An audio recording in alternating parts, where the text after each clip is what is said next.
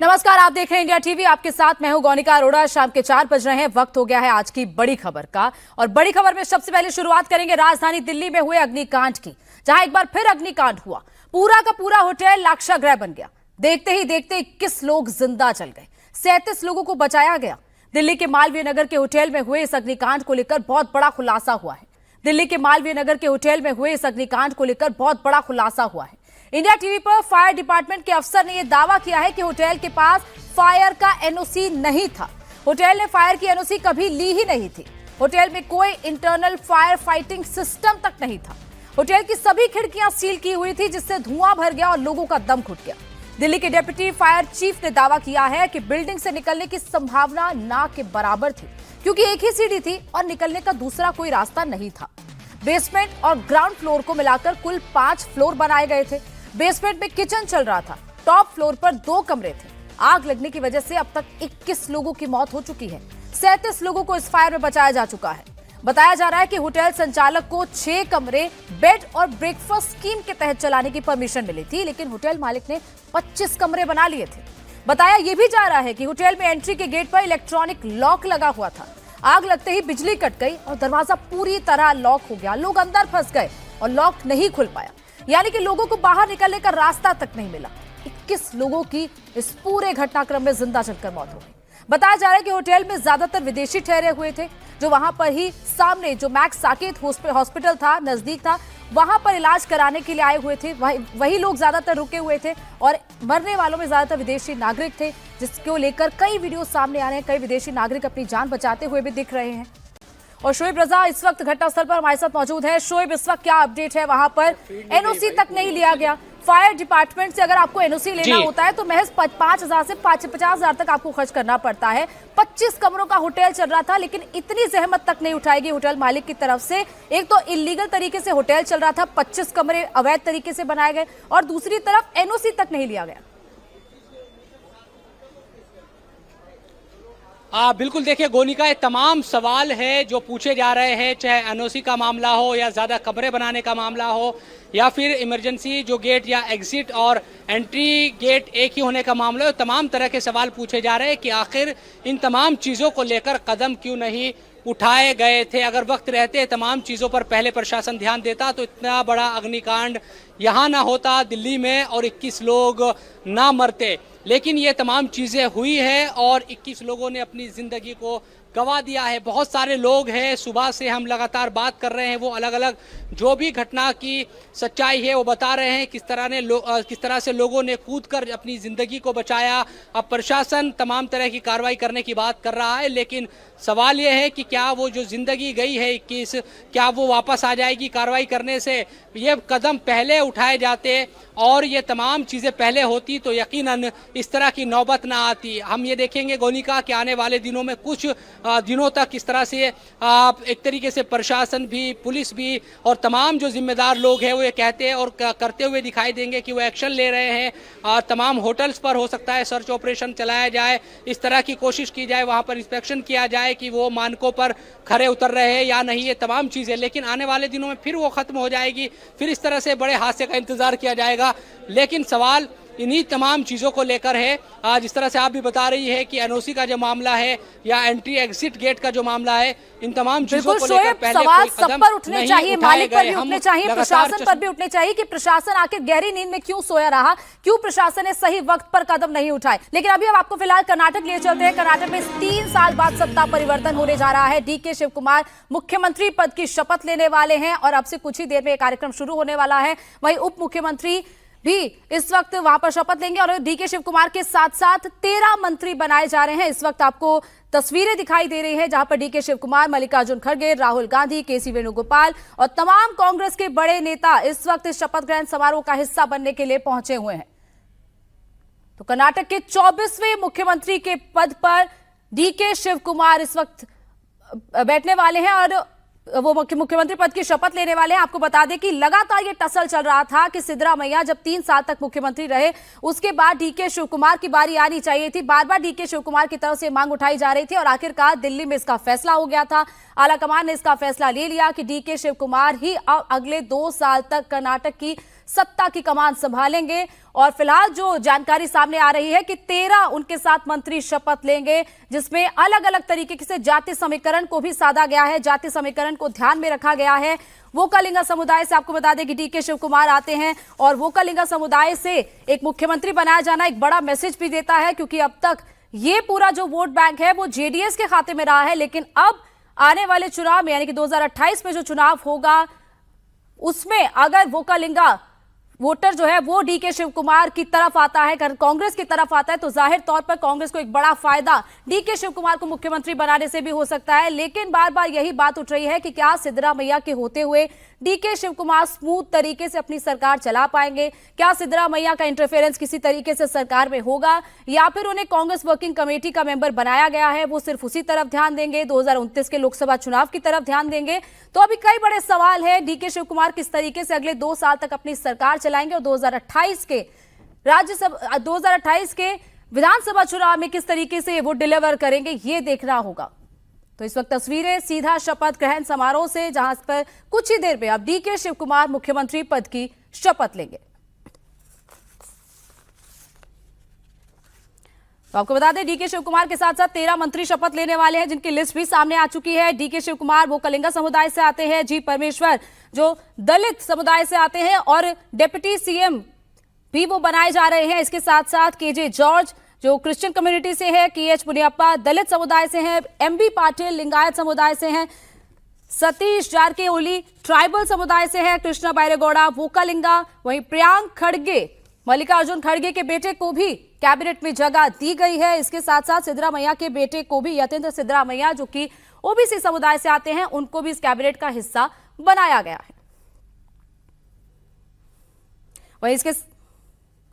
वही बैराती सुरेश वो भी ओबीसी समुदाय से आते हैं, तो 3 ओबीसी, माफ कीजिएगा 2 ओबीसी को मौका दिया गया है, इस कैबिनेट का हिस्सा बनाया गया है। इसके साथ साथ वोकालिंगा की बात करें तो 2 वोकालिंगा समुदाय से यानी कि डीके शिव कुमार जो सीएम बनने वाले हैं, और इसके अलावा कृष्णा बैरेगौड़ा वो भी वोकालिंगा समुदाय से आते हैं, तो 2 वोकालिंगा, 3 लिंगायत, 3 दलित, 2 ओबीसी और इसके साथ साथ मुस्लिम को भी इस कैबिनेट में जगह दी गई है। यूटी खादर मुस्लिम समाज को रिप्रेजेंट करेंगे, मुस्लिम समुदाय को रिप्रेजेंट करेंगे इस कैबिनेट में। हालांकि अभी फिलहाल 13 मंत्री इनके साथ शपथ ले रहे हैं, लेकिन उसके बाद कैबिनेट का एक्सपेंशन भी होगा, तब देखना होगा कि कौन कौन मंत्रियों की लिस्ट में शामिल किए जाते हैं। हालांकि बार बार यही सवाल उठ रहा था कि क्या महिलाओं को भी मौका दिया जाएगा।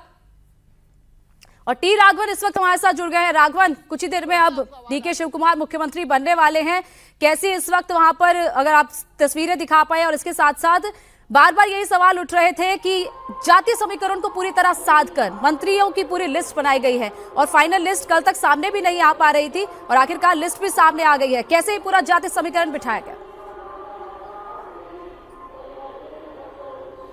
जी देखिए, मैं फिलहाल लोक भवन से कुछ ही दूरी पर मौजूद हूं। आप देखिए यहाँ पर कैसे बड़ी बड़ी एलईडीज लगाकर लोगों को यहाँ पर जो है इस शपथ ग्रहण समारोह को लाइव देखने का अवसर दिया गया है, क्योंकि जो लोक भवन है वहां पर बिल्कुल सिंपल सेरेमनी ये हो रही है, वहां पर इतने लोगों को अंदर बुलाने की जो है वो व्यवस्था नहीं है। एक दिलचस्प बात इसमें यह है कि लोक भवन का जो मेन स्टेज है, जो कंक्रीट स्टेज है, वो वेस्टर्न फेस है, लेकिन इसको डीके शिव कुमार ने अपने ज्योतिषी की सलाह पे ईस्ट फेसिंग करवाया है। जहां तक आपने मंत्रिमंडल की बात की, अब बहुत क्लियर है कि 13+1 यानी मुख्यमंत्री को मिलाकर 14 मंत्री शपथ ले रहे हैं। नए चेहरे के तौर पर सिर्फ यतींद्र हैं जो सिद्धरामैया के बेटे हैं, उसके अलावा सभी जो सिद्धरामैया की कैबिनेट में थे वही सारे चेहरे रिपीट हुए हैं। हालांकि अब ये कहा जा रहा है कि जब 34 मंत्री जो मंडल के चेहरे हैं, जिसमें टोटल 34 लोग मुख्यमंत्री के साथ शपथ ले सकते हैं, तो जब एक्सपेंशन होगा तब ये कहा जा रहा है कि उन फ्रेश फेसेस को जगह दी जाएगी। जो पार्टी के लोग हैं वो हमें बताते हैं कि जो 50 साल से कम आयु के एमएलएस हैं उनको कम से कम ऐसे 10 एमएलएस को मंत्री पद में जगह दी जाएगी, और बाकी एक्सपीरियंस्ड हैंड जो है उनको साथ में रखा जाएगा, ताकि यहां से जो एक नई सरकार, नई छवि जो है पेश की जा सके और 2028 के चुनाव को फेस किया जा सके। डीके शिव कुमार के लिए गौनिका वाकई में एक बहुत बहुत बड़ी बात है, क्योंकि इस चीज का सपना उन्होंने काफी लंबे अरसे से देखा था। और पिछली बार नवंबर में जब सरकार के 2.5 साल पूरे हुए थे सिद्धरामैया के, उस वक्त ये कहा गया था कि उनको चांस मिलेगा, लेकिन जिस तरह से वो चांस उनके हाथ से छूट गया, वो हताश निराश हो चुके थे। लेकिन अब एक बार फिर उनकी उनकी सुनी गई और उन्हें ये ताजपोशी उनकी की जा रही है, इसलिए उनके लिए वाकई में बहुत बड़ा दिन है। बिल्कुल राघवन, डीके शिव कुमार ने लंबा इंतजार तो किया और बार बार वो पब्लिक में आकर खुलकर बोले भी हैं। उन्होंने बाकायदा मीडिया से बात करते हुए कहा भी है कि देरी तो हुई है लेकिन अब मौका मिला है, जनता की सेवा वो करेंगे। लेकिन डीके शिव कुमार की कैबिनेट में महिलाओं को जगह नहीं मिली। बार बार विपक्ष भी ये कह रहा है कि महिलाओं को मौका नहीं दिया गया और इसके साथ साथ सिद्धरामैया की भी बात जरूर की जानी चाहिए, क्योंकि सिद्धरामैया इस पूरे कर्नाटक की पॉलिटिक्स का पावर सेंटर फिलहाल 3 साल तक रहे हैं। अब एकाएक डीके शिव कुमार सेंटर बनेंगे तो बिल्कुल टी राघवन से हम दोबारा से संपर्क करने की कोशिश करेंगे। लेकिन जिस तरीके से ये पूरी पॉलिटिक्स इस वक्त कर्नाटक की दिलचस्प हो गई है, क्योंकि अगले 2 साल अग्नि परीक्षा है डीके शिव कुमार की। किस तरीके से वो डिलीवर करते हैं अगले 2 साल में, वो क्या करेंगे, कैसे फैसले लिए जाएंगे, क्योंकि 3 साल तक जिस तरीके से सिद्धरामैया ने गवर्नमेंट चलाई है उसमें बड़ा चैलेंज है कि उस तरीके से गवर्नमेंट चलाई जाएगी। कई मौकों पर डीके शिव कुमार कांग्रेस के लिए क्राइसिस मैनेजमेंट के तौर पर सामने आए, क्राइसिस मैनेज किया है उन्होंने।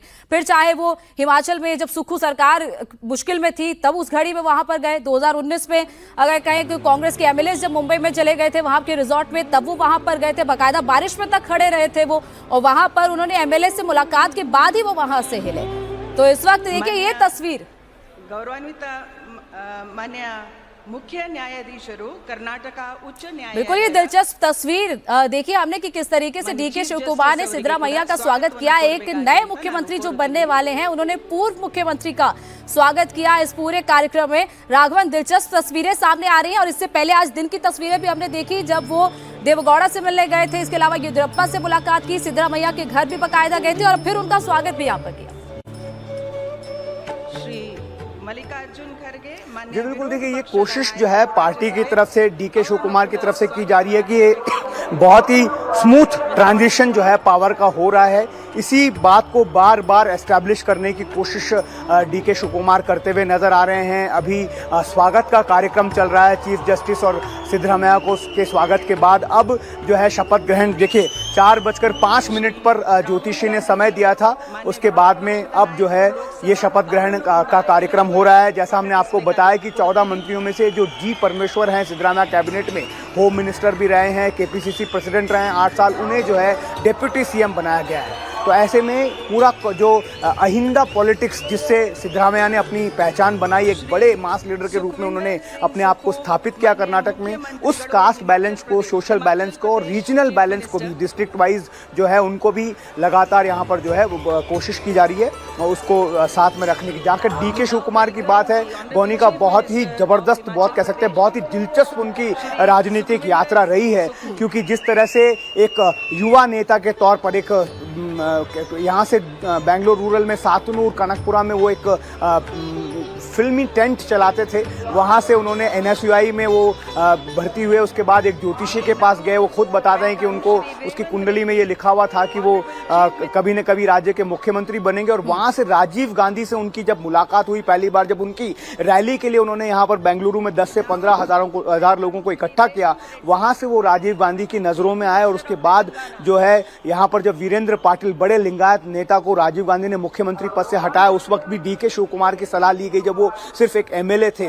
ऐसे में उन्होंने बंगारप्पा को कहा कि उनको सीएम बनाना चाहिए और बंगारप्पा जैसे ही सीएम बने, पहली बार ये प्रेजेंट मंत्री बन गए 28 साल की उम्र में, और तब से उनका जो राजनीतिक ग्राफ है वो धीरे धीरे बढ़ता ही चला गया और आज इस मुकाम पर पहुंचा है कि वो कर्नाटक के मुख्यमंत्री के रूप में शपथ ले रहे हैं। हालांकि उनके पास वक्त बहुत कम है, सिर्फ 2 साल का वक्त उनके पास है, जबकि उन्होंने 28 में चुनाव में जाना है। और इस जिम्मेदारी के साथ डीके शिव कुमार को ये पद दिया गया है कि 28 में एक बार फिर वो कांग्रेस को जिता कर लेकर आएंगे। 23 में जिस तरह की मेहनत उन्होंने की, जिस तरह का कैंपेन उन्होंने डिजाइन किया, जिस तरह से बीजेपी को उन्होंने घेरा और कांग्रेस को 135 + 1 136 विधायकों के साथ वो जिता कर लेकर आए, उसी वक्त जो है उनको ये जीत का श्रेय मिलना चाहिए था। लेकिन उस वक्त सिद्धरामैया का चेहरा बड़ा था, इस वजह से 2.5 साल की बात कही गई थी। और अब जब वो अवसर आ गया है, जब डीके शिव कुमार को इस कर्नाटक का जो है मुख्यमंत्री नियुक्त किया जा रहा है, और उसके बाद आने वाले 2 साल भी उनके लिए काफी चुनौतियों से भरे रहने वाले हैं।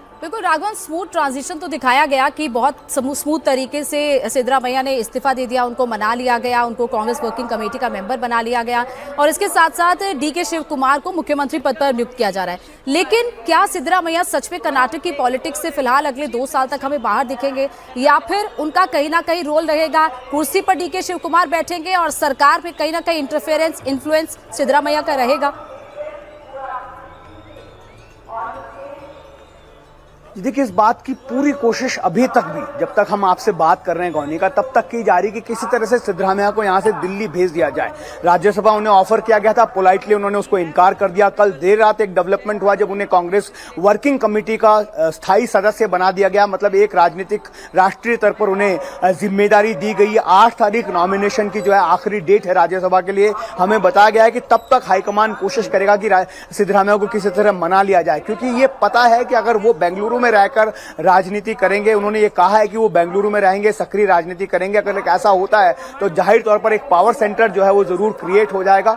इस वजह से ये हाईकमान नहीं चाहती है, वही चाहती है कि डीके शिव कुमार को 2 साल पूरा फुल फ्री हैंड दिया जाए ताकि वो 28 के चुनाव के लिए पार्टी को तैयार कर सकें। लेकिन देखना होगा कि जब अगर सिद्धरामैया यहां से नहीं जाते हैं, बेंगलुरु नहीं छोड़ते हैं, तो फिर किस तरह से डीके शिव कुमार अपनी रणनीति को अंजाम देंगे, ये देखना होगा। हालांकि जिस तरह से हम लगातार कह रहे हैं, जो मंत्रिमंडल का अभी शपथ चल रहा है पहले चरण का गौनिका, उसमें ऐसा लग रहा है कि ज्यादातर लोग जो हैं वो सिद्धरामैया के खेमे के ही हैं जिन्हें मंत्री बनाया गया। तो एक तरफ कह सकते हैं कि पहली जो पारी है डीके शिव कुमार की, उसमें सिद्धरामैया की ज्यादा चली है।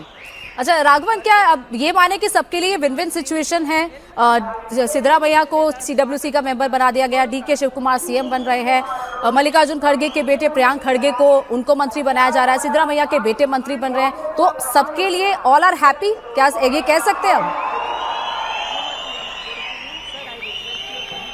जी देखिए, कोशिश तो यही की जा रही है कि सबको हैप्पी रखा जाए। खुद डीके शिव कुमार ये कोशिश कर रहे हैं, इसीलिए हमने वो सीरीज ऑफ तस्वीरें देखी। आप देखिए किस तरह से अब जो है यहाँ पर डीके शिव कुमार मंच पर आ गए हैं। उस पल का इंतजार जो उन्होंने काफी लंबे समय तक से किया था गौनिका, अब वो राज्यपाल थावरचंद गहलोत जो है उन्हें अब पद और गोपनीयता की शपथ दिलाने जा रहे हैं। आज जब हवाई अड्डे पर राहुल गांधी को रिसीव करने गए थे, जो स्टोल अधिकार पद ಹಾಗೂ ಗೌಪ್ಯತಾ ಪ್ರಮಾಣ ವಚನ ಸ್ವೀಕರಿಸಲು ಅವರನ್ನ ಆಹ್ವಾನಿಸುತ್ತೇನೆ।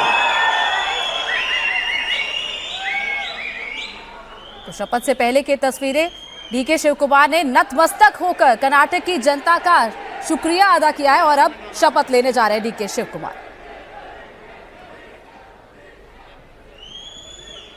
ಅವರ ಹಿರಿಯರಿಗೆ ಪುಷ್ಪ ಅರ್ಚನೆಯನ್ನ ಮಾಡಲಿದ್ದಾರೆ।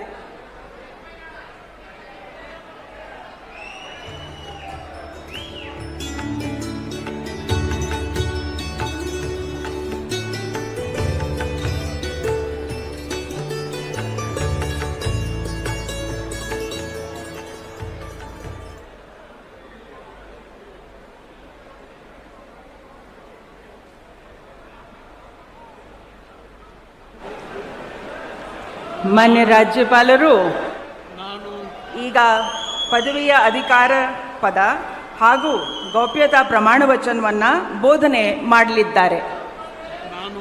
ನಾನು ಡಿಕೆ ಶಿವಕುಮಾರ್ ಎಂಬ ಹೆಸರಿನಾದ ನಾನು ಕಾನೂನು ಮೂಲಕ ಸ್ಥಾಪಿತವಾದ ಭಾರತದ ಸಂವಿಧಾನ ವಿಷಯದಲ್ಲಿ ನಿಜವಾದ ಶ್ರದ್ಧೆ ಮತ್ತು ನಿಷ್ಠೆಯನ್ನು ಹೊಂದಿರುತ್ತೇನೆಂದು ನಾನು ಭಾರತದ ಸಾರ್ವಭೌಮತ್ವವನ್ನು ಮತ್ತು ಅಖಂಡತೆಯನ್ನು ಎತ್ತಿ ಹಿಡಿಯುತ್ತೇನೆಂದು ಮತ್ತು ಕರ್ನಾಟಕ ರಾಜ್ಯದ ಮುಖ್ಯಮಂತ್ರಿಯಾಗಿ ನನ್ನ ಕರ್ತವ್ಯವನ್ನು ಶ್ರದ್ಧಾಪೂರ್ವಕವಾಗಿ ಮತ್ತು ಅಂತಃಕರಣಪೂರ್ವಕವಾಗಿ ನಿರ್ವಹಿಸುತ್ತೇನೆಂದು ಭಯ ಅಥವಾ ಪಕ್ಷಾತೀತವಲ್ಲದೆ ದ್ವೇಷವಿಲ್ಲದೆ ಎಲ್ಲ ಬಗೆಯ ಜನರಿಗೆ ಸಂವಿಧಾನಕ್ಕೆ ಮತ್ತು ಕಾನೂನಿಗೆ ಅನುಸಾರವಾಗಿ ನ್ಯಾಯಯುತವಾಗಿ ಮಾಡುತ್ತೇನೆಂದು ನನ್ನ ಅಜ್ಜ ಗಂಗಾಧರಜ್ಜನ ಹೆಸರಿನಲ್ಲಿ ಪ್ರಮಾಣ ಮಾಡುತ್ತೇನೆ, ಶ್ರದ್ಧಾಪೂರ್ವಕವಾಗಿ ಪ್ರತಿಜ್ಞೆಯನ್ನ ಮಾಡುತ್ತೇನೆ। सोनिया गांधी ने उनसे मुलाकात ಮುಖ್ಯಮಂತ್ರಿಗಳು ಈಗ ಪ್ರಮಾಣ ವಚನಕ್ಕೆ ಸಹಿ ಮಾಡಲಿದ್ದಾರೆ। पर बाहर आओगे तो मैं आपको केपीसीसी प्रेसिडेंट बनाऊंगी, उसके बाद आप मुझे जो है ಕರ್ನಾಟಕ ರಾಜ್ಯದ ಮುಖ್ಯಮಂತ್ರಿಯಾಗಿ ನನ್ನ ಪರ್ಯಾಲೋಚನೆಗೆ ತರಲಾಗುವ ಅಥವಾ ನನಗೆ ತಿಳಿಯದೆ ಬರುವ ಯಾವುದೇ मानना ವಿಷಯವನ್ನ है क्योंकि राजीव गांधी ने उस वक्त उन्हें ब्रेक दिया था जब वो युवा नेता थे। उसके बाद जब वो जेल गए 2019 में, उसके बाद सोनिया गांधी ने उन्हें एक बहुत बड़ा ब्रेक दिया। 20 में केपीसीसी का प्रेसिडेंट बनाया और 23 में उन्होंने कर्नाटक जो है जीत कर उन्हें दिखाया। तो इस वजह से वो गांधी फैमिली के लिए बहुत ज्यादा प्रतिबद्ध हैं, ऐसा कह सकते हैं। क्योंकि जब कोशिश की गई थी यहाँ पर बीजेपी की तरफ से कि उन्हें भी पार्टी में शामिल किया जाए, जहाँ पर 18-19 विधायक भी आपने देखा होगा, जो कर्नाटक का राजनीतिक इतिहास में जब किस तरह से ऑपरेशन लोटस की चर्चाएं उस वक्त हुई थी। लेकिन डीके शिवकुमार ने खुद को कांग्रेस का लॉयलिस्ट बताया। उस वक्त भी कहा कि वो गांधी फैमिली सोनिया गांधी के खिलाफ नहीं जाएंगे और शायद इसी बात का इनाम अभी उन्हें मिल रहा है। क्योंकि जिस तरह का रसूख, जिस तरह की जनप्रियता, लोकप्रियता सिद्धरामैया रखते हैं, बहुत आसान नहीं था उन्हें बिल्कुल सरकार के बीच में कार्यकाल में लोकप्रियता और करीबी भी दोनों नेता रहे हैं परिवार के, जो है उन्होंने डीके शिवकुमार में दिखाई। बिल्कुल राघवन, गांधी परिवार के नजदीक दोनों ही नेता रहे हैं, फिर चाहे वो सिद्धरामैया हो चाहे डीके शिवकुमार हो। लेकिन एक दिलचस्प तस्वीर सामने आई जब डीके शिवकुमार ने मुख्यमंत्री पद की शपथ ली। उनके हाथ में संविधान की पुस्तक थी। आमतौर पर राहुल गांधी को हम कई बार वो पुस्तक हाथ में लिए हुए कई जगह पर देखते हैं और उन्होंने भी वही पुस्तक हाथ में पकड़कर शपथ ली है। राघवन, माननीय मुख्यमंत्री ಗಳಿಗೆ जी बिल्कुल, देखिए वो हमेशा जब भी वो शपथ लेते हैं, हमने पिछली बार भी जब 23 के चुनाव के बाद उन्होंने जब डिप्टी सीएम पोस्ट के लिए शपथ ली थी, उस वक्त भी उन्होंने जो बाकी जब नेता जो है ईश्वर की कसम खाते हैं, लेकिन उस वक्त भी डीके शिवकुमार ने संविधान की कसम खाकर ही पद और गोपनीयता की शपथ ली थी। और आज भी उनके हाथ में ये पुस्तक हम देख पा रहे हैं। ये एक मैसेज देने की भी कोशिश करते हैं डीके शिवकुमार की वो संविधान के प्रति प्रतिबद्ध है और उसी के हिसाब से अपनी सरकार को चलाएंगे। बहुत जैसा हम लगातार चर्चा कर रहे हैं कि उनके खिलाफ, उनके सामने चुनौतियां भी है। गौनिका, अभी आप जब देख रहे हैं वो डॉक्टर जी परमेश्वर हैं, सिद्धरामैया की कैबिनेट में होम मिनिस्टर रहे हैं, उससे पहले भी एक बार डिप्टी सीएम रह चुके हैं। 8 साल तक केपीसीसी का पदभार इन्होंने संभाला हुआ है और इस बार सिर्फ एक ही डिप्टी चीफ मिनिस्टर जो है डीके शिवकुमार की कैबिनेट में बनाया गया है, वो दलित नेता जो है जी परमेश्वर हैं। 2013 में जब कांग्रेस ने यहाँ पर जीत दर्ज की थी, उस वक्त इनको चीफ मिनिस्टर बनना था, लेकिन अनफॉर्चुनेटली वो अपना खुद चुनाव हार गए थे। इस वजह से उस वक्त सिद्धरामैया को मौका मिला चीफ मिनिस्टर बनने का। इनका सपना है कि ये भी चीफ मिनिस्टर बने, लेकिन आज इन्हें सिर्फ डिप्टी चीफ मिनिस्टर के पद पर संतोष करना पड़ेगा। गोनिका, राघवन, डिप्टी सीएम को लेकर बार बार अटकलें चल रही थी। कई दिनों से जो मीटिंग्स दिल्ली में चल रही थी उसमें ये कहा जा रहा था कि पहले 3 डिप्टी सीएम बनाए जाएंगे, फिर कहा जा रहा था 4 डिप्टी सीएम बनाए जाएंगे। कोई फॉर्मूला काम नहीं आया, सिर्फ एक डिप्टी सीएम। क्या इसमें डीके शिवकुमार की मानी गई? क्योंकि वो नहीं चाहते थे कि पावर जो है वो इतने लोगों में डिवाइड हो, पावर सेंटर सिर्फ मुख्यमंत्री रहे और उसके बाद अभी वो फिलहाल एग्री हुए जी परमेश्वर के डिप्टी सीएम बनाए जाने। जी बिल्कुल, आप बिल्कुल सही कह रही हैं। डीके शिवकुमार बिल्कुल भी नहीं चाहते थे कि उनके खिलाफ, उनके साथ में, माफ कीजिए, कोई भी एक डिप्टी चीफ मिनिस्टर बने। क्योंकि उस वक्त पहले ये सुझाया गया था कि 4 डिप्टी चीफ मिनिस्टर बनाए जाने चाहिए ताकि जो भी सोशल बैलेंस है उसको पूरी तरह से साथ में रखा जाए। उसके बाद फिर जब डीके शिवकुमार ने मना किया तो फिर 3 की बात हुई, फिर 2 कहा कि बनेंगे, लेकिन अब 1 ही बन रहे हैं। यहाँ पर 4 इसलिए कहा गया था कि वो गौड़ा हैं, गौड़ा से कोटे से वो मुख्यमंत्री बन रहे हैं, तो लिंगायत, दलित और अल्पसंख्यक को जो है डिप्टी सीएम बनाया जाना चाहिए ताकि वो बैलेंस जो है उसको बरकरार रखा जा सके। लेकिन डीके शिवकुमार ने कहा जा रहा है कि बहुत परस्यू किया और हाईकमान को ये मनाने में वो राजी हो गए कि जो भी मिनिस्टर्स बनाए जा रहे हैं, पहले चरण में जो मिनिस्टर्स बनाए जा रहे हैं, उससे हम ये संकेत दे सकते हैं कि हमने जो है कास्ट बैलेंस को, कास्ट इक्वेशंस को जो है पूरी तरह से बैलेंस किया है। इस वजह से हम देख रहे हैं कि जितने भी मिनिस्टर्स बनाए गए उसमें 3 दलित हैं, 2 लिंगायत चेहरे हैं, 3 वोकलिगा चेहरे हैं, उसके अलावा ओबीसी को है, अल्पसंख्यक जो हैं, एक मुस्लिम और एक क्रिश्चियन जो है इसमें आपको मंत्री बनते हुए नजर आ रहे हैं। तो वो कास्ट इक्वेशन, जो सोशल बैलेंस का ध्यान जो है वो मंत्रिमंडल की संरचना में रखा गया है और डीके शिवकुमार की इस बात को मानते हुए सिर्फ एक ही डिप्टी सीएम उन्हें दिया गया है। जब सिद्धरामैया सीएम थे तब वो अकेले डिप्टी सीएम थे, अब डीके शिवकुमार सीएम है तो उनके डिप्टी सिर्फ डॉक्टर परमेश्वर होंगे।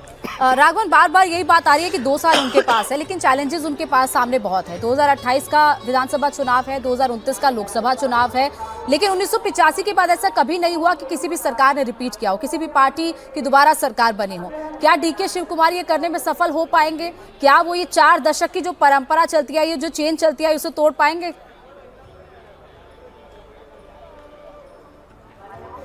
जी देखिए, यही एक चैलेंज उनके सामने बड़ा है, इसीलिए वो ऑर्गेनाइजेशन के मैन कहे जाते हैं। मैनेजमेंट उनका स्किल जो है वो बहुत तगड़ा है, ट्रबल शूटर कहे जाते हैं, चाणक्य कहे जाते हैं कर्नाटक को। और यही वजह है कि शायद हाईकमान ने उनके ऊपर इतनी बड़ी जिम्मेदारी सौंपी है। 1985 के बाद आज तक कर्नाटक की जनता ने किसी भी सरकार को 2 बार यहां पर लगातार शासन करने का मौका नहीं दिया, और यही एक बड़ा चैलेंज उनके लिए है। हालांकि जिस तरह से सरकार चली है पिछले 3 साल, उसमें भी जो गारंटी स्कीम्स की वजह से भले ही सरकार को लोगों के बीच में एक लोकप्रियता मिली हो, लेकिन फाइनेंसेस को लेकर अगर हम बात कर लें, राजस्व को लेकर बात कर लें, तो बहुत ज्यादा क्रिटिसिज्म जो है सरकार को झेलना पड़ा है। खुद सिद्धरामैया जो है फाइनेंस के पुरोधा माने जाते हैं। उन्होंने अभी तक 18 बार जो है बजट कर्नाटक का पेश किया, एक रिकॉर्ड उनके पास है सबसे ज्यादा मुख्यमंत्री बने रहने का, बावजूद उसके वो फाइनेंसेस को मैनेज नहीं कर पाए। तो ऐसे में डीके शिव कुमार के लिए सरकार के राजस्व को मैनेज करना वाकई में एक बहुत बड़ा चैलेंज होगा। और ये शायद यही वजह है कि 28 के चुनाव को ध्यान में रखते हुए डीके शिव कुमार को ये कमान सौंपी गई है, ताकि वो अपने मैनेजमेंट स्किल से, जिस तरह से वो चाणक्य कहे जाते हैं कर्नाटक के, उस नीति को अपनाएं और किसी तरह से कांग्रेस को यहां पर कर्नाटक में वापस जो है चुनाव जिताकर लाएं। क्योंकि कांग्रेस के पास बहुत कम राज्य ऐसे बच गए, और खासतौर पर अगर हम दक्षिण भारत की बात कर लें तो अभी भी वहां पर एक बहुत बड़ी उम्मीद जो है कांग्रेस के लिए। इसीलिए शायद डीके शिव कुमार को जो है यहां पर बनाया गया, सीएम बनाया गया है। आप देखिए अभी के.एच. मुनियप्पा जो है वो आपको शपथ लेते हुए नजर आ रहे होंगे स्क्रीन पर। के.एच. मुनियप्पा एससी हैं, वो भी दलित नेता हैं, और 7 बार कोलार से एमपी बने गए हैं, 2 बार जो है केंद्र में मंत्री भी रहे हैं कांग्रेस की सरकार में। और अब जब वो एक बार देवनहल्ली से 2023 में 7 बार लोकसभा का चुनाव जीतने के बाद 8वीं बार हार गए थे, 23 के चुनाव में वो एमएलए बने, सिद्धरामैया सरकार में भी वो मंत्री थे, और अभी भी डीके शिव कुमार की सरकार में उन्हें मंत्री बनाया जा रहा है। हालांकि इसमें एक दिलचस्प बात यह है गोनिका की उनकी बेटी जो है रूपकला शशिधर, उनको कहा गया था हाईकमान की तरफ से कि आप जो है स्टेप डाउन कर जाइए, आप सीनियर हैं, आप अपनी बेटी को जो है मंत्री बनाइए। एक महिला चेहरा है, युवा चेहरा है, उनको हम मंत्री बनाना चाहते हैं। लेकिन हमें ये बताया गया कि उन्होंने ये कहा राहुल गांधी से कि उनके व्यक्तिगे अथवा व्यक्तिಗಳಿಗೆ प्रत्यक्षವಾಗಿ तो परोक्षವಾಗಿ बिल्कुल राघवन के पास हम दोबारा लौटेंगे, लेकिन के.एच. मुनियप्पा इस वक्त मंत्री पद की शपथ ले रहे हैं, और जैसे दिलचस्प जानकारी दे रहे हैं कि उनकी बेटी को कहा गया था कि बेटी को ऑफर किया गया था कि वो मंत्री पद की शपथ ले, लेकिन के.एच. मुनियप्पा ने खुद मंत्री पद की शपथ ली है। बिल्कुल राघवन, अपनी बात पूरी कीजिए। जी बिल्कुल, तो ये एक बड़ी जो कोशिश जो है हाईकमान की तरफ से की गई थी गोनिका की, कुछ नए चेहरों को, फ्रेश चेहरों को, यंग लोगों को जो है बनाया जाए, जो नया संरचना हो रही है मंत्रिमंडल की उसमें शामिल किया जाए। लेकिन हमने देखा कि चाहे वो रामलिंगा रेड्डी जो है सीनियर लीडर हों, चाहे वो के.एच. मुनियप्पा जिन्होंने अभी शपथ ली, ये लोग लगातार इस बात पर दबाव बनाते रहे कि उन्हें एक बार और मौका मिलना चाहिए। अभी उनके पास राजनीति जो है करने के लिए ज़्यादा वक्त बचा नहीं है, सिर्फ ये जो कार्यकाल है वो पूरा कर खुद ही छोड़ देंगे। और उनकी वरिष्ठता को, उन्होंने जो कंट्रीब्यूशन दिया है पार्टी को, उसको ध्यान में रखते हुए शायद राहुल गांधी उन्हें ना नहीं कर पाए। इसलिए एक बार हम देख रहे हैं कि जो है के.एच. मुनियप्पा जो है वो यहाँ पर शपथ लेते हुए हमें नजर आ रहे हैं। इसके बाद जो लाइनअप में है, जैसा हमने आपको बताया कि सिद्धरामैया की कैबिनेट से इतर एक भी चेहरा आपको यहाँ पर नजर नहीं आएगा सिवाय यतींद्र सिद्धरामैया के, क्योंकि उन्हें जो है ये कहा गया था कि सिद्धरामैया जब स्टेप डाउन करेंगे तो उनके बेटे को जो है कैबिनेट में जगह दी जाएगी। ये सुनिश्चित किया था कि उनके बेटे का राजनीतिक भविष्य सुरक्षित रहे, और उसी लाइन पर ये नाम और इसके अलावा प्रियांक खड़गे, इन 2 नामों की चर्चा बहुत हो रही है, क्योंकि दोनों ही बड़े नेताओं के बेटे हैं। इनके लिए क्या खास रोल होने वाला है? अभी मंत्रालयों का बंटवारा तो नहीं हुआ, लेकिन क्या बड़े मंत्रालय इनको दिए जा सकते हैं? होम मिनिस्टर, क्या इनमें से किसी एक को दिया जा सकता है वो पद?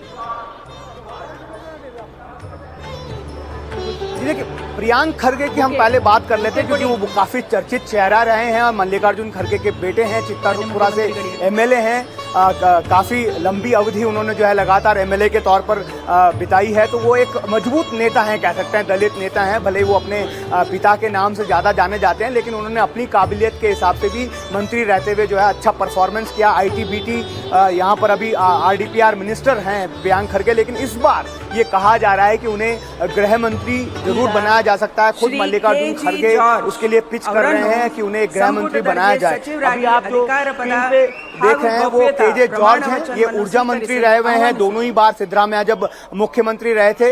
ये कह सकते हैं कि बैकबोन कहे जाते हैं इन टर्म्स ऑफ कांग्रेस की जो है हेल्प करने के हिसाब से बड़े बिजनेसमैन। इनके बारे में एक दिलचस्प बात मैं अगर आपको बताना चाहूं तो ये नहीं चाहते थे कि ये मंत्री बने। इनका ये कहना था कि वो राज्यसभा में जाना चाहते हैं। उनके बेटे जो है राणा जॉर्ज, उनको इन्होंने पिच किया था। इन्होंने कहा था कि बाई इलेक्शन जब होगा तो मेरा बेटा राणा जॉर्ज जो है वो सर्वज्ञ नगर, जहां से ये एमएलए हैं, वहां से वो चुनाव जीतेगा और मंत्री बन जाएगा। लेकिन इन्हें फिलहाल उस वक्त ये भी कहा जा रहा था कि जो सिद्धरामैया राज्यसभा जाने की बात कर रहे थे, कोशिश की जा रही थी आला कमान की तरफ से, लेकिन फिर हमने देखा कि केजे जॉर्ज जो है अभी यहाँ पर मंत्री बनते हुए नजर आ रहे हैं, क्योंकि पार्टी को ऐसा लगा कि अभी वो वक्त आया नहीं कि उनके बेटे को जो है ये कमान दी जा सके। इस बार एक बहुत ही मजबूत कड़ी पार्टी की माने जाते हैं इन टर्म्स ऑफ पार्टी की फंडिंग को अगर हम ध्यान में रखें तो। बड़े बिजनेसमैन हैं तो इस वजह से इनको, और लंबा राजनीतिक अनुभव है इनका, इस वजह से केजे जॉर्ज को यहाँ पर जो है मौका दिया जा रहा है। ऊर्जा मंत्री रहे हैं, हो सकता है कि इनका पोर्टफोलियो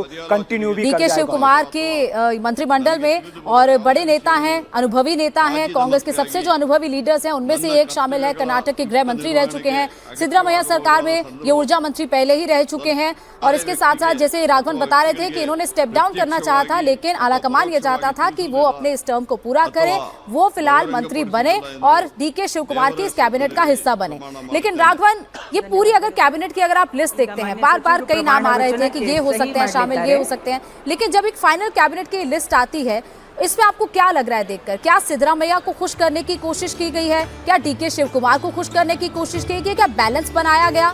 क्योंकि सिद्धरामैया की नाराजगी भी आला कमान या कांग्रेस झेल नहीं सकता है, उनके लिए एक अच्छा मैसेज नहीं है। इसमें कोई संदेह नहीं है। देखिए गोनिका, इसमें बहुत ज्यादातर जो चेहरे हैं वो सिद्धरामैया कैंप, क्योंकि देखिए मंत्रिमंडल जो था सिद्धरामैया का, उसमें ज्यादातर चेहरे सिद्धरामैया के समर्थक ही थे। हालांकि डीके शिव कुमार भी उसमें डिप्यूटी सीएम थे। इसमें जो कॉन्सेंसस लगातार बिठाने की कोशिश की गई है, और कुछ ऐसे चेहरे हैं जिनको, जो दोनों के लिए कॉमनली एग्रीएबल हैं। इसके लिए जो है अभी आप देख रही हैं गोनिका, जो मंच पर है वो एमबी पाटिल हैं, लिंगायत चेहरा हैं, बड़े नेता हैं, बाबलेश्वर से एमएलए हैं एमबी पाटिल, और हेवी इंडस्ट्री मिनिस्टर जो हैं वो रहे हैं सिद्धरामैया गवर्नमेंट में। तो एमबी पाटिल भी जो है वो चेहरा हैं जिनको कोई भी इग्नोर नहीं कर सकता है, भले ही वो ये कहा जाए कि वो सिद्धरामैया के कैंप से हैं या डीके शिव कुमार के कैंप से। वो पैरेलल एक, उन्होंने भी अपना एक कल्ट जो है वो क्रिएट किया है, और वो भी एक फंडिंग के हिसाब से एक बड़ा सोर्स जो है वो माने जाते हैं कांग्रेस पार्टी के लिए। इसलिए हम देख रहे हैं कि उनका भी चेहरा यहाँ पर मौजूद है। लेकिन हम ये देखेंगे, ऐसा लगता है कि जो अगला चरण होगा कैबिनेट की, जो एक्सपेंशन की बात हो रही है गोनिका, जो हमें बताया गया है कि 18 जून में राज्यसभा और एमएलसीज के इलेक्शंस के बाद किया जाएगा, किसी एक वीक के अंदर। उस वक्त हम देखेंगे कि वहां पर शायद डीके शिव कुमार के जो समर्थक चेहरे हैं उनको ज्यादा जगह मिले, क्योंकि उस वक्त ये कहा जा रहा है हालाकमान की तरफ से कि जो पुराने चेहरे हैं, जैसे हम इसमें देखेंगे, इस मंत्रिमंडल की लिस्ट की बात कर ले तो इसमें बड़ा नाम जो है एचके पाटिल,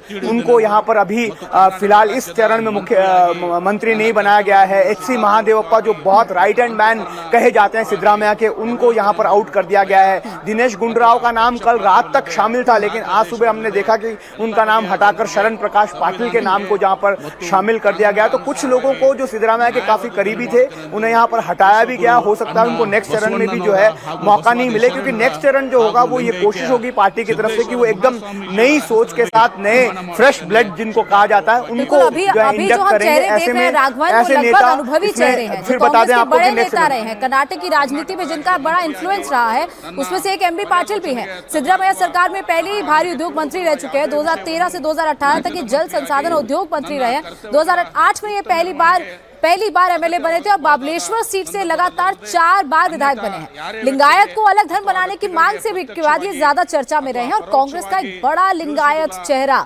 एमबी पाटिल कर्नाटक में है। तो राघवन, एमबी पाटिल एक बड़ा लिंगायत चेहरा, कितना इन्फ्लुएंस इनका रहेगा आने वाली इस गवर्नमेंट में, और इसके साथ साथ लिंगायत वोट को अपनी तरफ और शिफ्ट करना, कितना बड़ा रोल इनका रहेगा? ಧನ್ಯವಾದಗಳು ಸರ್.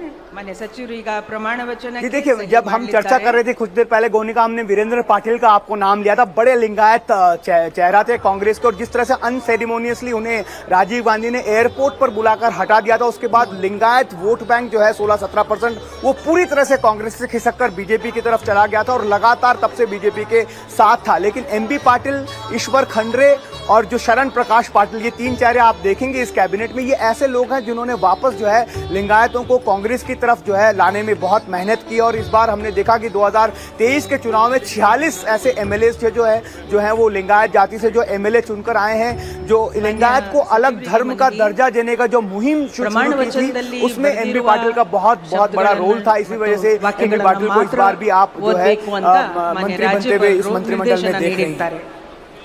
बिल्कुल, इसी लिंगायत की बात करें, ये लिंगायत बीजेपी का भी एक बड़ा वोट बैंक है। राघवन, जैसे आप बता रहे थे कि जब से कांग्रेस से नाराजगी हुई लिंगायत वोटर्स की, उसके बाद से वोट कम मिलने शुरू हुए, बीजेपी की तरफ ये शिफ्ट हुआ।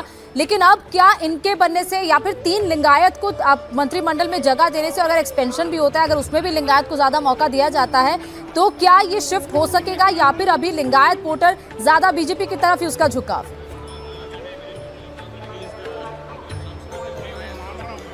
जी देखिए, अगर हम सिद्धरामैया गवर्नमेंट की बात करने, इसी सरकार के कंटिन्यूएशन है, क्योंकि यहाँ पर उस वक्त जो है 5 लिंगायतों को मंत्री पद मिला था, तो हो सकता है कि इसमें और जो है लिंगायत जोड़े जाएं, क्योंकि ये लगातार कोशिश रहेगी कांग्रेस की कि कम से कम सांकेतिक तौर पर, ऑप्टिक्स के तौर पर ये दिखाया जाए कि लिंगायतों को जो है बहुत प्रोमिनेंस जो है कांग्रेस सरकार देती है। अभी आप जो मंच पर देख रहे हैं वो भी एक बहुत सीनियर चेहरा है, रामलिंगा रेड्डी इनका नाम है।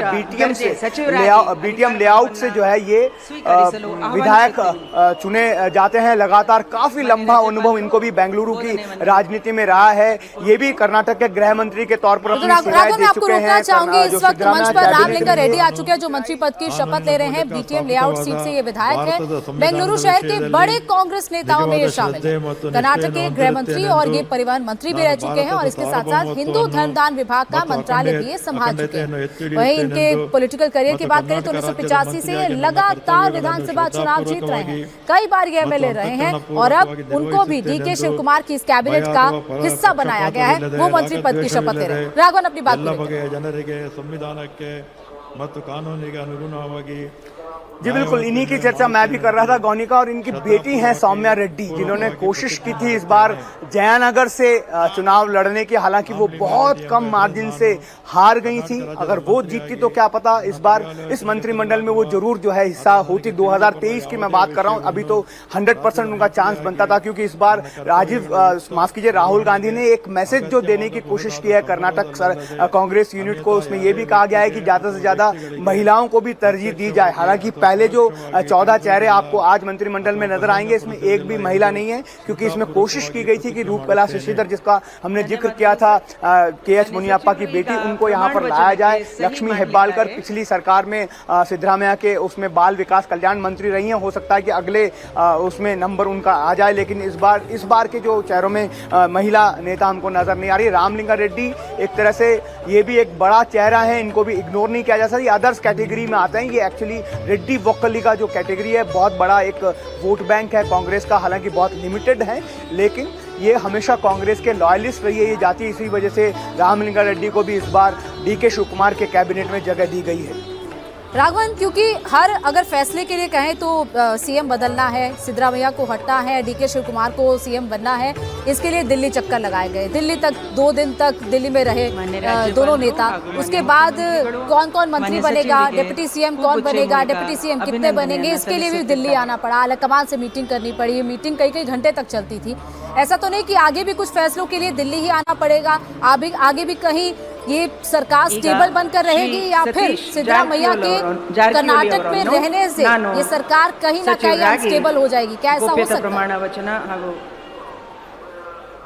अधिकार पदवन्न स्वीकरिसಲು कोरुತ್ತೇನೆ। जी देखिए गोनिका, इसमें जरूर डीके शिव कुमार की भी ये कोशिश रहेगी कि वो कुछ भी ऐसा फैसला लेने से पहले आलाकमान को कॉन्फिडेंस में जरूर ले लें, क्योंकि उनको पता है कि उनकी राह जो है वो इतनी आसान नहीं है। मुख्यमंत्री बनने का उनका सपना तो पूरा हो गया, लेकिन सरकार को चलाना और लगातार ऐसे लोगों के साथ डील करना जो लंबे समय से सिद्धरामैया के लॉयलिस्ट रहे हैं, तो उनके लिए एक चैलेंज जरूर होगा। लेकिन वो इसीलिए मैं कह रहा हूँ कि वो कोशिश करेंगे कि लगातार जो है उनको कॉन्फिडेंस में लिया जाए आलाकमान को, और हर बार ये कहा जाए कि आलाकमान ने कहा है इसलिए मैं इसको कर रहा हूं। तो ऐसे में उनको कम रिस्क लेना पड़ेगा, इसलिए मुझे लगता है कि वो इसी रास्ते को टो करेंगे जो इनके प्रेडिसेसर जितने भी आज तक मुख्यमंत्री बने हैं वो भी यही काम करते हैं। जब मामला फंसता है तो वो आलाकमान के कंधे पर रखकर बंदूक चलाना शुरू कर देते हैं। मुझे लगता है डीके शिव कुमार भी उसी को फॉलो करेंगे, वही उनके लिए सरकार चलाने का सबसे सेफ तरीका भी है। बिल्कुल सतीश जारकिहोली इस वक्त मंत्री पद की शपथ ले रहे हैं। सिद्धरामैया के बाद अगर इंदा पॉलिटिक्स का कोई दूसरा सबसे बड़ा चेहरा है तो वो सतीश जारकिहोली है।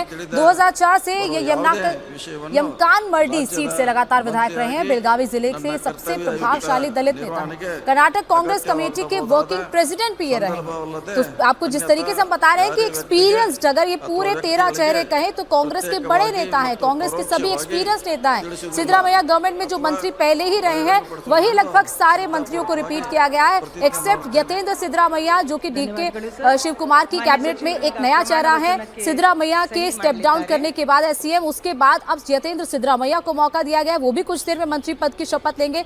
लेकिन राघवन, बेहद दिलचस्प ये कर्नाटक की पॉलिटिक्स है। अगर कहें तो डीके शिव कुमार ने एक लंबा इंतजार किया। पहले 2.5 साल का फॉर्मूला था, 2.5 साल से 3 साल हो गए, लेकिन उनका पेशेंस लूज होता जा रहा था। और ये पेशेंस अब आलाकमान ने भी इसे भांप लिया था कि अगर ये डीके शिव कुमार को मौका नहीं दिया जाता है तो ये कांग्रेस के लिए भी एक अच्छा संकेत नहीं है। कर्नाटक मान्य राज्यपालರು ಹಾಗೂ मान्य मुख्यमंत्रीಗಳು शुभाशयಗಳನ್ನು ಕೋರುತ್ತಿದ್ದಾರೆ। बिल्कुल, देखिए इसी वजह से बहुत लंबा वक्त कांग्रेस ने लिया।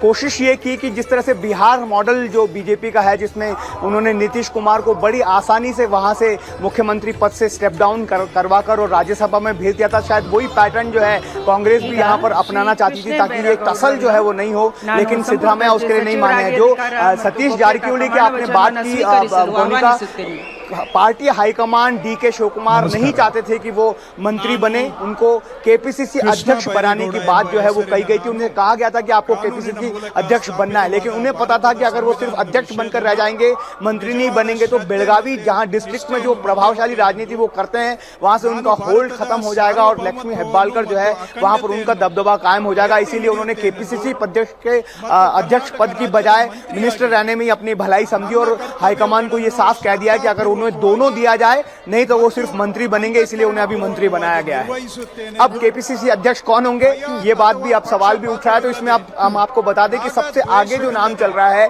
वो बीके हरिप्रसाद का है, जो जिन्होंने डीके शिव कुमार के साथ साथ ही अपनी राजनीति कांग्रेस में शुरू की थी।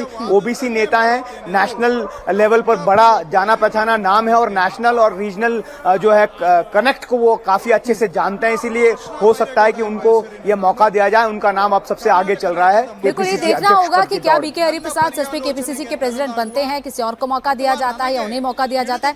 एक और मंत्री शपथ ले रहे हैं, कृष्णा बैरेगौड़ा, जो सिद्धरामैया सरकार में रेवेन्यू मिनिस्टर रहे हैं। 2013 से 2018 तक वो कर्नाटक के कृषि मंत्री भी रहे हैं और 2008 से लगातार सभी विधानसभा चुनाव वो जीते आए हैं। अच्छे परफॉर्मर हैं, बेदाग छवि वाले नेता की तौर पर उनकी पहचान है और यही वजह है कि उनको फिर से मौका दिया गया है। सिद्धरामैया की गवर्नमेंट में भी ये मंत्री रहे हैं और अब डीके शिव कुमार की कैबिनेट में भी इनको रिपीट किया गया है। कृष्णा बैरेगौड़ा, इनके बारे में क्या चर्चा चलती रहती है लगातार कर्नाटक में, कहे क्योंकि एक बड़े नेता हैं, लगातार अपने चुनाव भी जीते आए हैं, बेदाग छवि है राघव इनकी। बिल्कुल, ये हाईकमान के आदमी ऐसा कह सकते हैं। ये किसी भी गुट से आज तक इनको जोड़कर देखा नहीं गया। ये सीधा हाईकमान को, बहुत अच्छी केमिस्ट्री जो है राहुल गांधी के साथ इनकी है। जब भी कांग्रेस की तरफ से कहा गया, ये लोकसभा का चुनाव भी लड़े बेंगलुरु से, हालांकि इनको हार का सामना करना पड़ा, लेकिन लगातार बेट्रायनपुरा कॉन्स्टिट्यूएंसी से एमएलए रहे हैं और बहुत जबरदस्त परफॉर्मर के तौर पर इन्हें जाना जाता है, गोनिका। और जब सिद्धरामैया मुख्यमंत्री थे तब उनके पास वित्त मंत्रालय भी उन्होंने अपने साथ ही रखा था, क्योंकि वो फिनांस में बहुत अच्छी पकड़ रखते हैं। लेकिन डीके शिव कुमार की कैबिनेट में मुझे ऐसा लगता है कि कृष्ण बैरेगौड़ा को नया फिनांस मिनिस्टर बनाया जा सकता है। अच्छा, डीके शिव कुमार की बात दोबारा से कर लेते हैं राघव, क्योंकि डीके शिव कुमार ट्रबल शूटर रहे हैं, क्राइसिस मैनेजमेंट बहुत अच्छे से आता है। लेकिन अगर आने वाले चुनाव में बीजेपी के लिए कितना बड़ा वो चैलेंज हो सकते हैं। लेकिन उससे पहले प्रियांक खड़गे मंत्री पद की शपथ ले रहे हैं। कर्नाटक कांग्रेस में बड़ा दलित चेहरा है मल्लिकार्जुन खड़गे, कांग्रेस अध्यक्ष के बेटे हैं। कर्नाटक कांग्रेस में ये युवा दलित चेहरा, एक युवा चेहरे को मौका दिया गया। कलबुर्गी जिले के चित्तापुर से 4 बार एमएलए रहे हैं। पर्यटन, आईटी, ग्रामीण विकास, पंचायती राज मंत्री रहे हैं। आरएसएस पर बयानबाजी की वजह से राहुल गांधी के काफी पसंदीदा हैं। राघवन, राहुल गांधी के फेवरेट भी हैं, मल्लिकार्जुन खड़गे के बेटे हैं।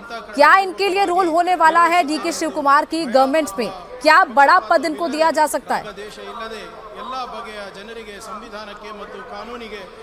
देखिए, अगर हम कांग्रेस की बात करें तो कांग्रेस जो है इनको एक पोटेंशियल सीएम मटेरियल के रूप में देखती है। लैंग्वेज इनकी बहुत बढ़िया है, चाहे वो कन्नड़ा हो, चाहे वो इंग्लिश हो, हिंदी भी बहुत ही बेहतरीन तरीके से प्रियांक खड़गे बोलते हैं। मल्लिकार्जुन खड़गे के बेटे हैं। मल्लिकार्जुन खड़गे का ये सपना था गोनिका की वो किसी तरह से राज्य के एक बार मुख्यमंत्री बने, लेकिन वो नहीं बन पाए, तो वो सपना अपने बेटे के जरिए वो पूरा होते हुए देखना चाहते हैं। हालांकि अभी बहुत सीनियर लीडर्स उनके सामने मौजूद हैं, इसलिए बहुत जल्दी होगी। हालांकि युवा चेहरा, इसलिए मौका आगे मिल सकता है। लेकिन इस बार की कैबिनेट में जो डीके शिव कुमार की कैबिनेट है, उसमें हमें ऐसा बताया गया है कि खुद मल्लिकार्जुन खड़गे ने रिक्वेस्ट किया हाईकमान से कि उनके बेटे को होम मिनिस्ट्री दी जाए। आरएसएस, जैसा आपने बताया कि बहुत ज्यादा मुखर होकर बात करते हैं, चैलेंज किया है कि आरएसएस के वजूद को लेकर वो न्यायालय में जाएंगे, केस करेंगे, और ऐसे में अगर वो होम मिनिस्टर बनते हैं तो हो सकता है कि यहाँ पर उनका डिलीवरी परफॉर्मेंस जो है दोनों कर्नाटक की जो कांग्रेस की सिद्धांत है उसके अनुकूल हो जाए। इसीलिए इस बात की बहुत जोर शोर से चर्चा चल रही है कि उन्हें कर्नाटक का नया गृह मंत्री बनाया जा सकता है। राहुल गांधी के फेवरेट भी हैं और लगातार जो मंत्री शपथ ले रहे हैं उसमें प्रियांक खड़गे बड़ा चेहरा है। प्रियांक खड़गे क्या होम मिनिस्टर बनेंगे ये भी देखना होगा।